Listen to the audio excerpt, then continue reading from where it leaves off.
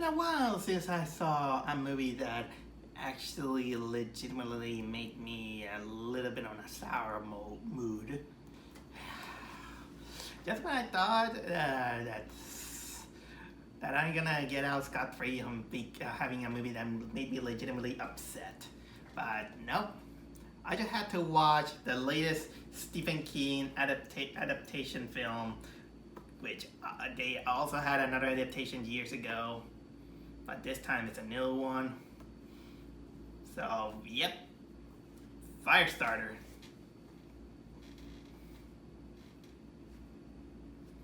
Right on the get-go, you can tell that I didn't like it.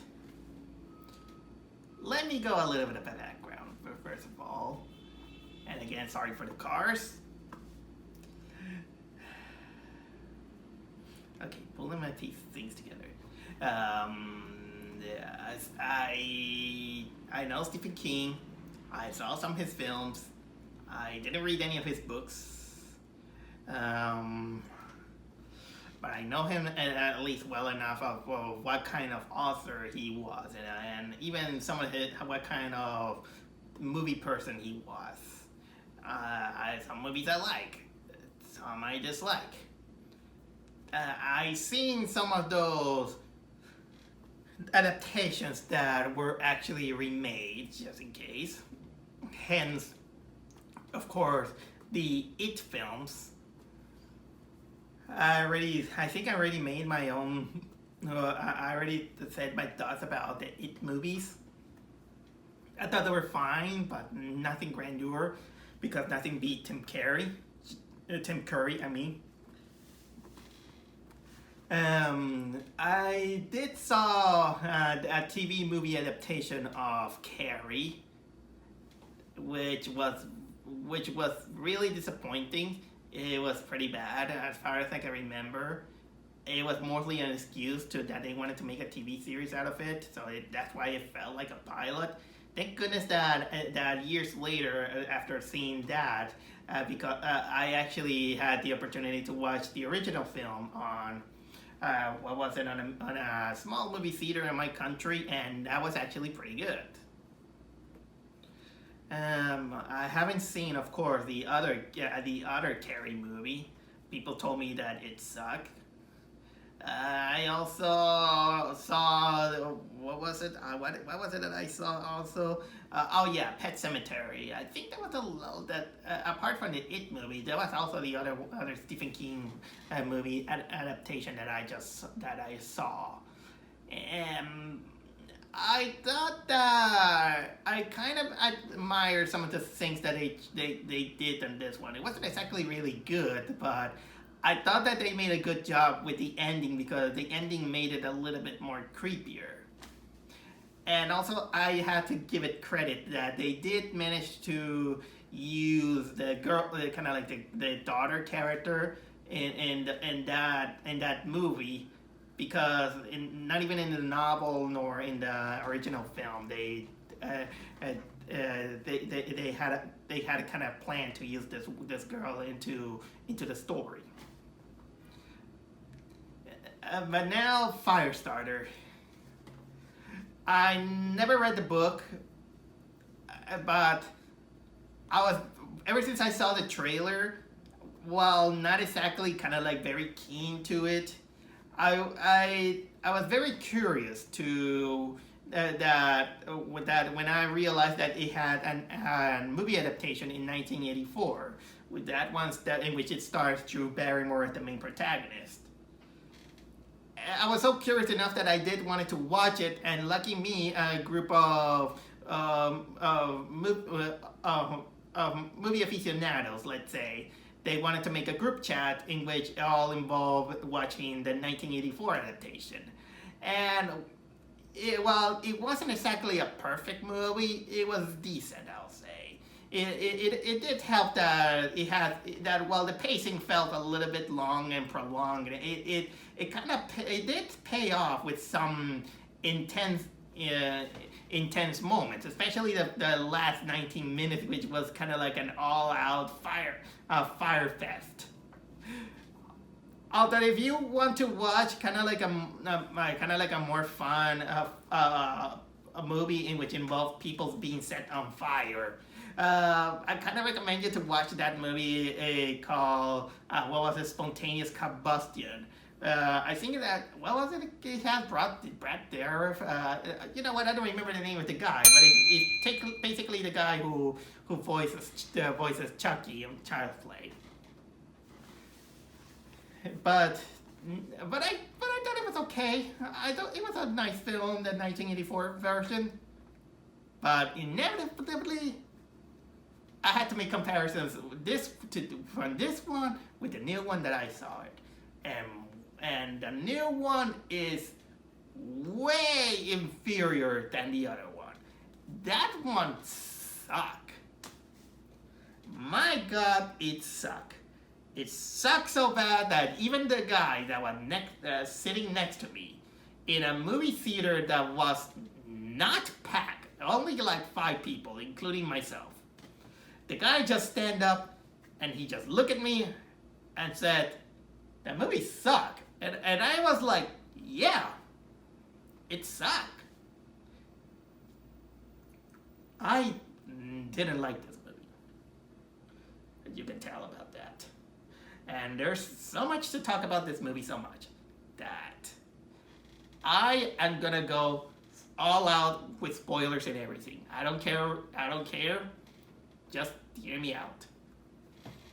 And I didn't even knew that this movie was also a Blumhouse film. I got my mixed bag with Blumhouse. Because Blumhouse is actually, I have to respect. Sometimes they come up with some good entertaining stuff.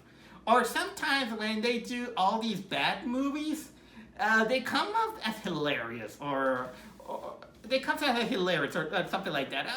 So I gotta give the Blumhouse Studios the benefit of the doubt. But sometimes they come up with shit like this one. Okay, so let's get started. By the way, so basically, Firestarter, the whole series is about kind of like it's basically the story of a runaway father and a daughter who both have psychic powers. One of them having the power of mind manipulation, and the other one pyrokinesis. They're on the run away from this government agents officials who they just want to capture them in order to exploit their powers and control them. And they're always kind of like they're trying to say, hey, we're nice and everything, but of course shady things are there.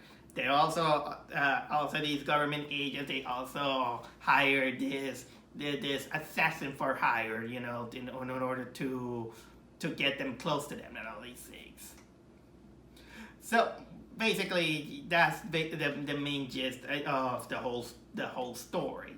The original movie had kind of like an interesting cast, I'll say. Like I said, we have the young Drew Barrymore, in which, personally, I wasn't exactly a fan of her acting in this one. Sometimes she acted a little bit too cutesy for the time, but it comes up as manipulative. She kind of acted a little bit brattish, but she was still kind of like a kid. Although I do gotta admit that it's funny how I didn't like Drew Barrymore when she acted, cutesy, because I found her manipulative and fake.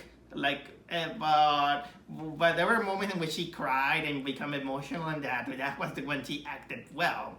Also, the 1984 movie has kind of like a nice cast of actors. I don't remember who played the father, but I know that the assassin, what was it called? Rainbird. He was played by George C. Scott. There was Captain Hollister, who was played by Martin Sheen. And Moses Gunn was also in the movie. He had a funny name. He was called Dr. Pinchcock. Pinch you, something like that.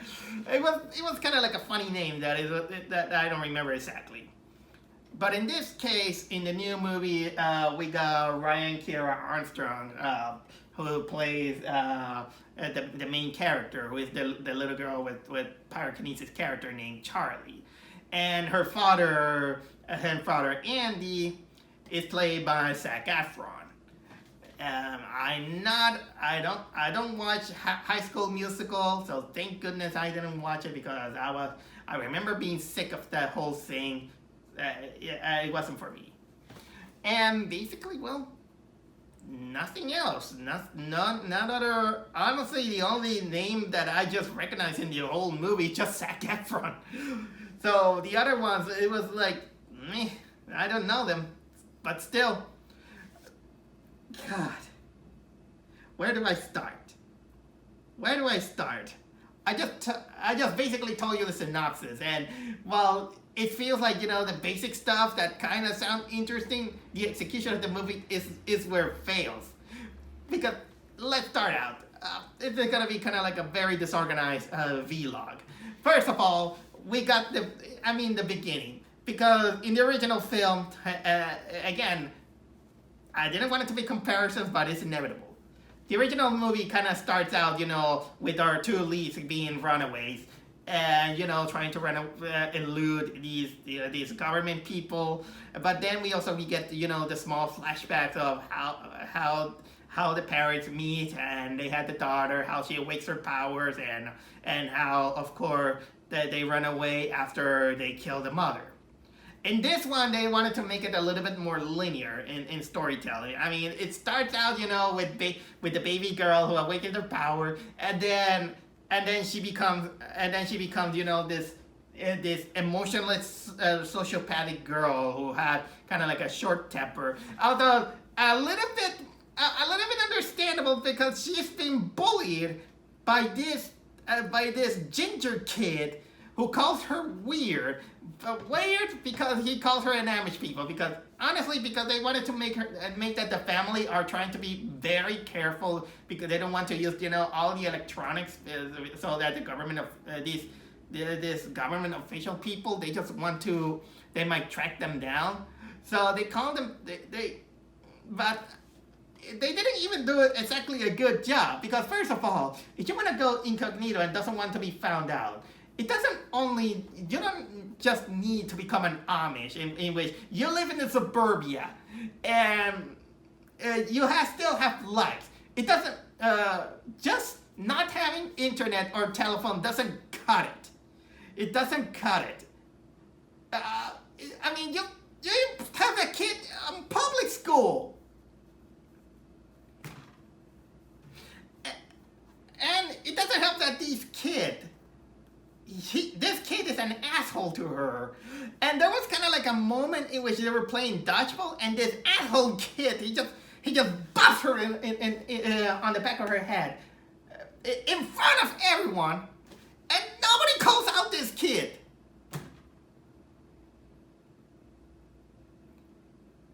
I was waiting for at least her to burn this kid. We don't even get that satisfaction.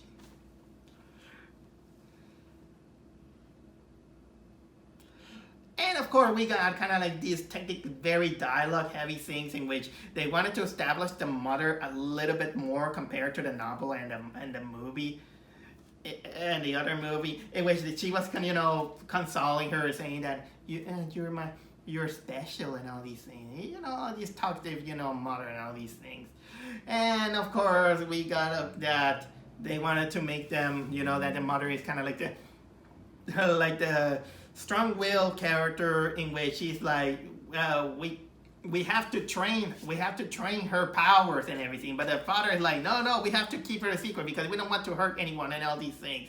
And so that kind of made the Zac Efron character such an asshole, I'll say. I was like, dude, you're an asshole.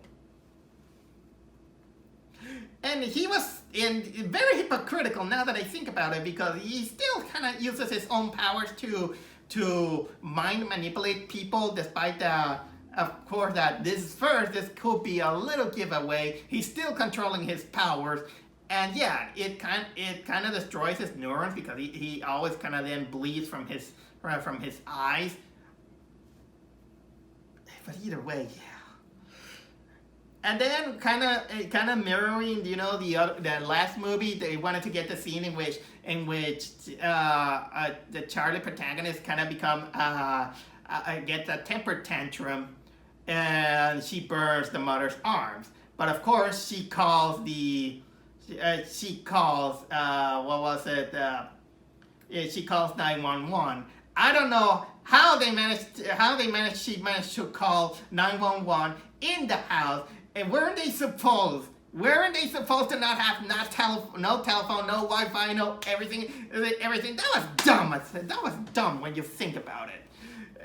And of course, they're pinpoint. And then we are presented, of course, with the other characters. For example, remember that I say that in 1984, one of the bad guys, who is kind of like Captain Hollister. Yeah, it is played by Martin Sheen, and the novel is also kind of like a man. Well, they decided to gender swap this character, and they put this woman played by Gloria Reuben. I don't know why. I don't care. I'll let you know. But of course they got of course the assassin character, who's always even in the narrative he was always kind of like a Native American. George C. Scott in the 1984 film, he played a little bit kind of like cowboyish Native American. I don't remember if George C. Scott is kind of like a real Native American to fit the character ethnicity. I don't mind. In this case, they got a guy named played by Michael Greyes. Although he does look like the Native American to fit the description of that Chequery Native American character like in the book, so I'll give it that. And then of course we got the moment in which he tries to kill the mother while the father and the daughter are gone. But this man, oh my god, they kind of make him act like he's the freaking Terminator, or like the killer from No Country No Country. What was it? No Country for Old Men. I think that was the name of the movie. Man, that another thing that they kind of ruined it on the movie is that apparently this character, he was in the original, he was supposed to be kind of like hidden in the shadows at first until both the father and the daughter, they are captured and separated, and he just tries to, for his own gains at least, he impersonates a janitor of the company, and he basically befriends quote unquote our main protagonist, until he, of course, it's all a ruse to backstab her so she could lead him to the father and all these things. But in this case, no, they kind of scrapped that whole thing, and it just went on like that. And so she begins to, and so then it begins to get a little bit closer to the whole synopsis, in which they just father and daughter running away from pretty much assassin guy and the whole government thing. I also want to mention also that there is a moment in which they brought this guy who is kind of supposed to be like the doctor, who he's played by Kurtwood Smith, and apparently this guy was supposed. They say that, hey, you should help us out, and the guy is like, you're gonna regret it, something like that, and he only appeared for kind of like 5 minutes into the movie. They don't use him again. So these are pointless scenes. To be fair, he was pretty much pointless. His counterpart was actually pretty pointless in the 1984 film, in which this guy was like, I regret what I was doing, and then he just then gets killed immediately.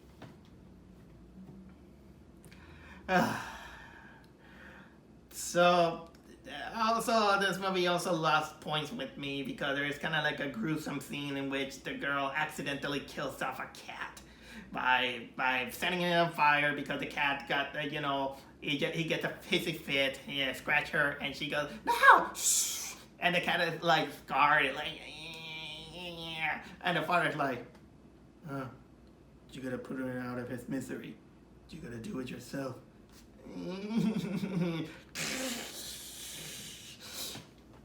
Poor cat. And I'm a cat fancier about this. And then of course we get kind of like, like in the original movie they tried to, that in the original movie they tried to trick a guy by saying, hey, here's a $500 bill. And of course that the guy, since manipulates minds, it's actually a $1 bill. And they're like, oh, okay. Well, in this one, they made the same exact trick, and this time to another one of the secondary characters that is actually in the original source material, which is this farmer. In this case, it's played by John Beasley. Watching on IMDb just in case. But they made kind of like a bigger change than this one because in the 1984 film, he and his wife, they were kind of like a very charismatic characters who they welcomed this whole this whole this father and daughter. Even when they hear about their situation, they're supportive, although they get kind of scared after the incident at the barn and all these things. But they are kind enough, to appear in the final moments of the 1984 movie. So it was kind of like a very nice farm couple. But in this one, they made this guy kind of like at first he was kind of like a nice guy, but then later on they made her kind of like a very reactive old man who always jumps the gun into conclusion, and his wife, they made the wife kind of living in a vegetable state because they were involved in an accident and kind of killed off the son. And all in exposition, but let me tell you, all in exposition. And when they show the father and the daughter on the news, he actually calls the cops and they kind of uses the Charlie character to say that I read his mind and all these things. By the way, here's another thing that I you know what, I'll leave it by later.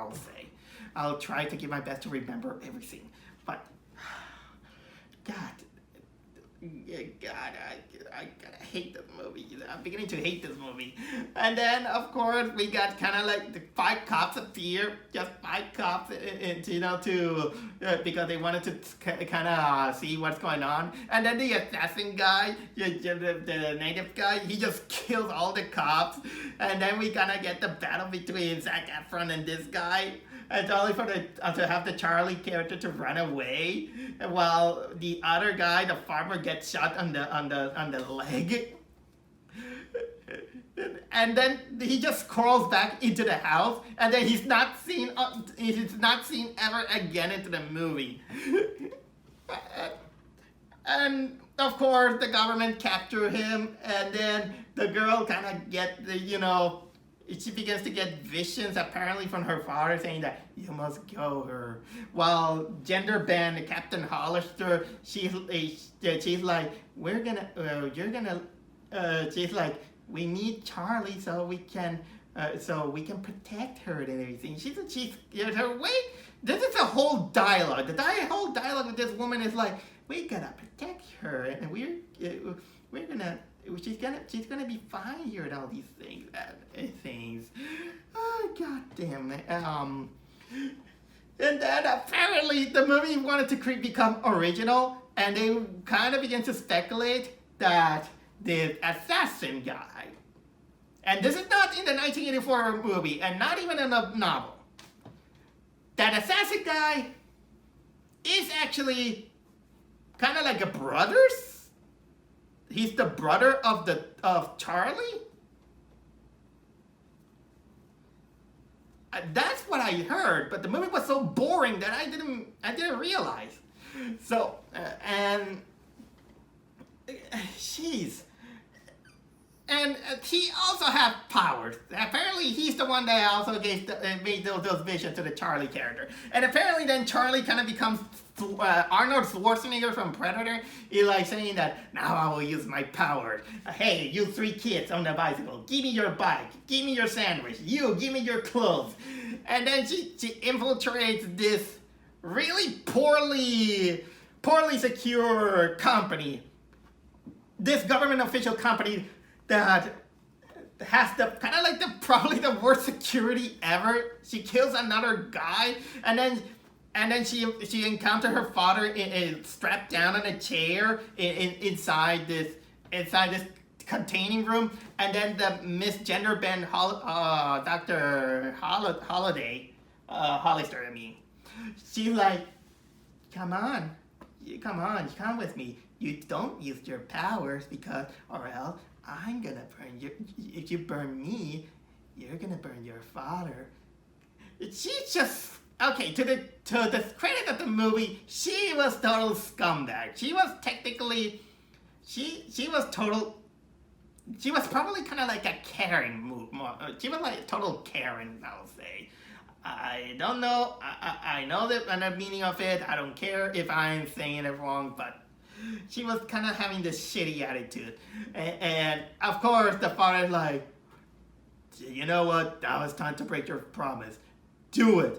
And he manipulates the daughter in order to, burn this woman and her father and set them on fire. And then she just goes into a rampage, by the way, kind of like the movie. And she burns people. And then she apparently is rescued by the assassin who finally gets away because she opened, the doors from the containment room, in which apparently it's only the assassin guy who was locked up. No one else. There was no other people. And then this guy killed off, to rescue her. And then she had the opportunity to kill him because he's the killer of her mother.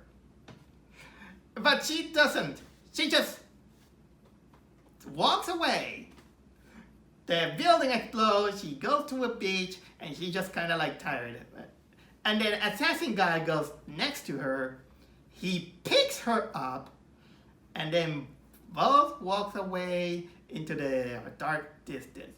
And then the movie's over, and I was like,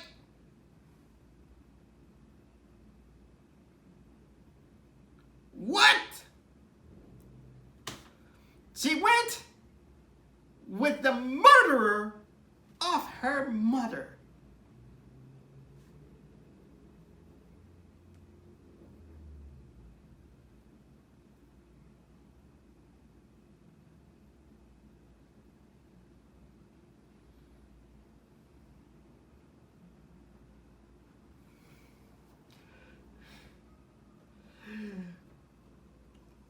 In the original novel, also in the 1984 film, how it does end up with a fire ambition, but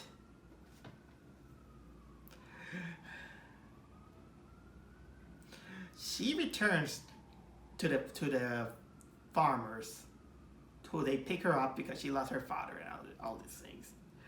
And in the novel, of course, that she runs away again, and she begins to tell the story to expose those government experiments. In the novel, she reports them to the Rolling Stones. In the 1984 movie,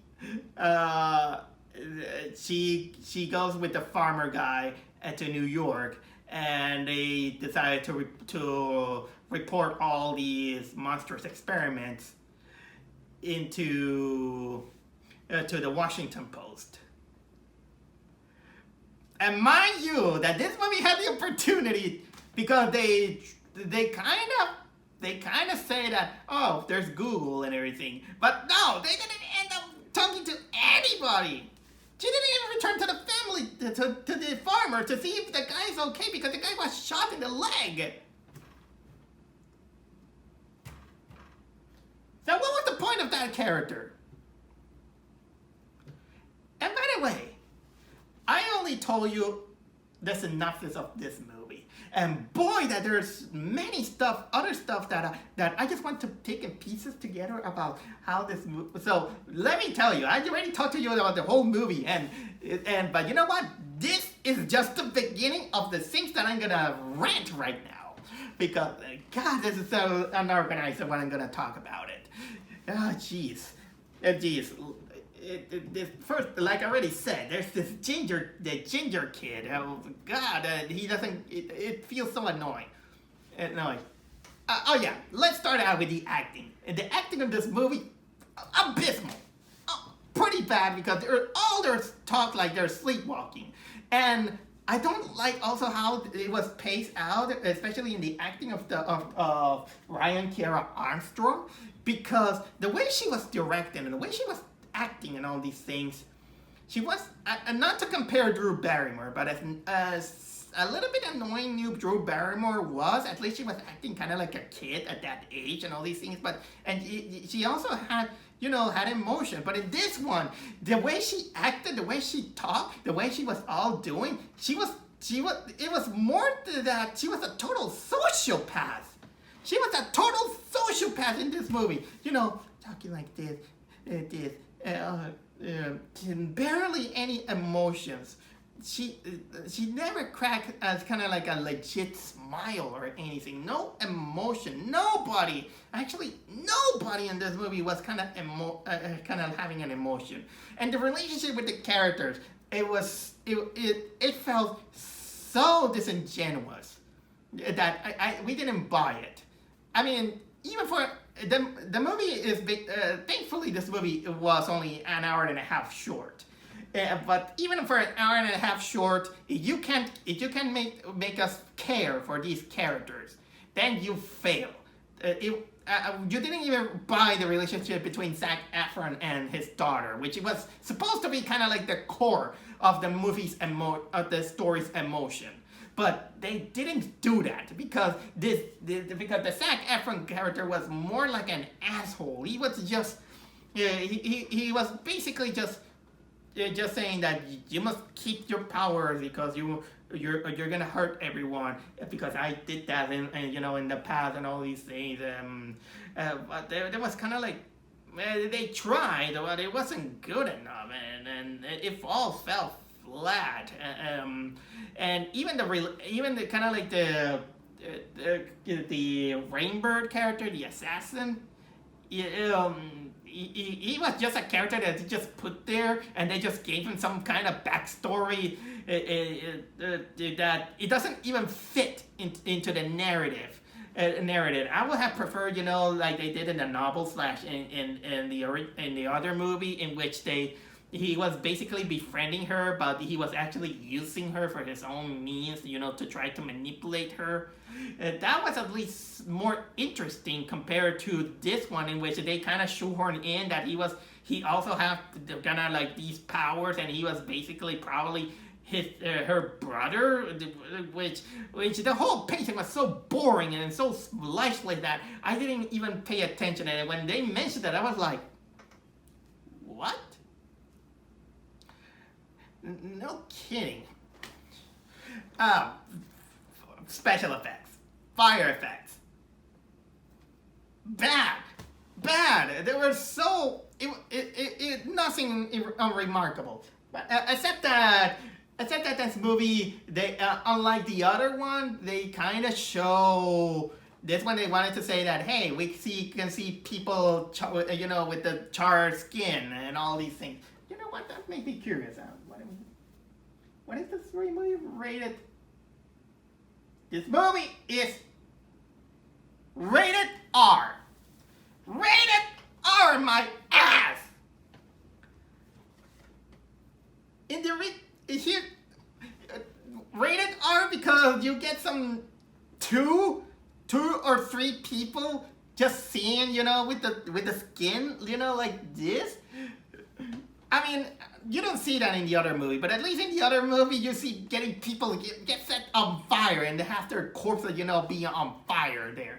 And this one, you're gonna see, people getting, incinerated, but that's just enough. But to make it worse, here's the thing. Here's a curiosity. In that group chat, I played a game. I played a game of making a countdown of how many bodies are set on fire. It was kind of like a big task because at least in the how can I say, in the 1984 movie, when the climax happened, the counter began to rack up like crazy. But in total, the whole movie had 32 bodies set on fire. It doesn't matter if they get killed or anything. It's just a body part getting, up on flames and everything. I counted 32 bodies set on fire. How many this version has? And that includes the cat, by the way. How many people are set on fire in this in the 2022 version?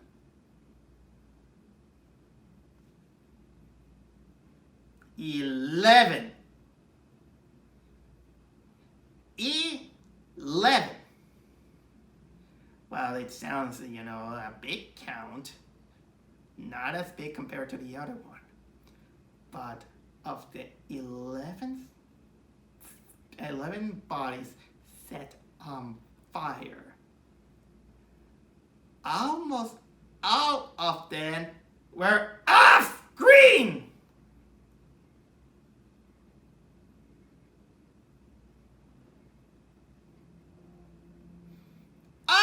Green. You don't see anyone go like the original. And that also bothers me something. In this movie, our protagonist Charlie, not only she had, the pyrokinesis powers, apparently she also adopted the powers of her father, to mind manipulate other people. In the other ones, she didn't have that. She only had things set on fire. Nothing else.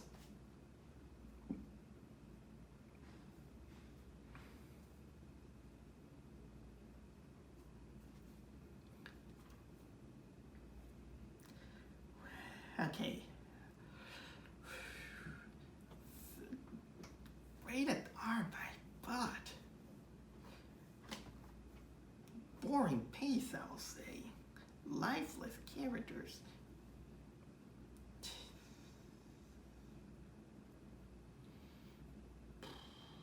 What else I can talk about this movie? Because I try it right now. This is unscripted, and I'm trying my best, to find ways to shit on this movie even more. And honestly, again, it's not kind of like the worst thing ever, but it kind of deserves it. It kind of in comparison to this movie. And you know what? Even if the 1984 movie doesn't exist, that could still show that this movie is pretty bad. Because the narrative doesn't even follow what it was going to. It was just all boring things. And okay, now I think of it, another one. Those government people. You think that they're gonna be a threat, but no, because apparently this movie doesn't have the budget to hire more people. Because at least in the other one, the agents, they kind of show off like they're freaking FBI agents. But in this one, I think there were kind of like 2 or 3 people, and even when Charlie infiltrates the kind of like the company that kind of looks like a very budget like Shinra from Final Fantasy VII.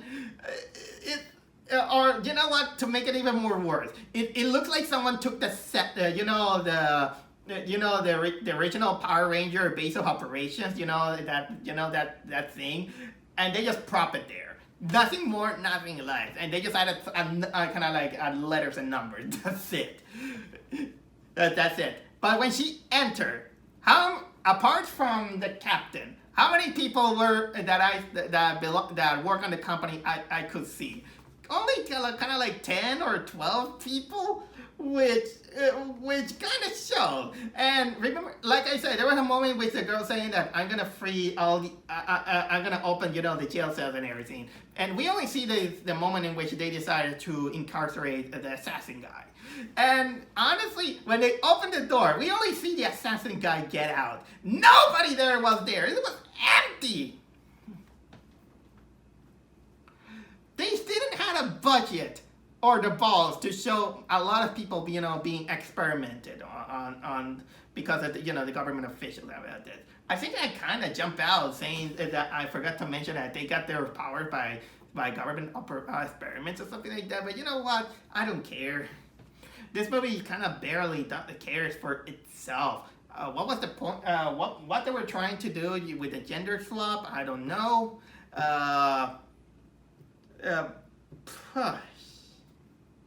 Sorry.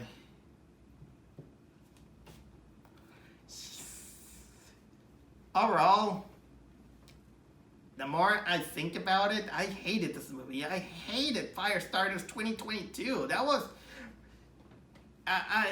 this is probably the worst I have seen this year, and I hope that I've seen something more worse than it, because this one legitimately doesn't make me angry. It just legitimately made me a little bit upset. But I swear that I'm trying not to be a purist. I'm not trying to be a purist and saying that, oh, this is like the original or something like that, because I know creative. You can derail from the source material to create something original, but it needs to have its foundation. But this one, the foundation was very sloppy that it didn't even work. I am afraid to say this, but as bad as the TV movie of Carrie was, it was bad. I tell you, yeah, it was. But at least it had the elements and the sufficient elements that could have worked, because it was at least steady for to make it build like a TV series or something like that. I'll give this that. But I wouldn't work, but it was solid enough. But this one didn't deserve that. So that's all I have to say about Firestarter 2022. Boring, soulless, bad. It's just so bad. It was bad, but the more I think about it, I think that it just gaslights my whole mind and makes me think how this girl kind of just screams, trying to scream, and every time that she goes angry, she goes, "Ah!"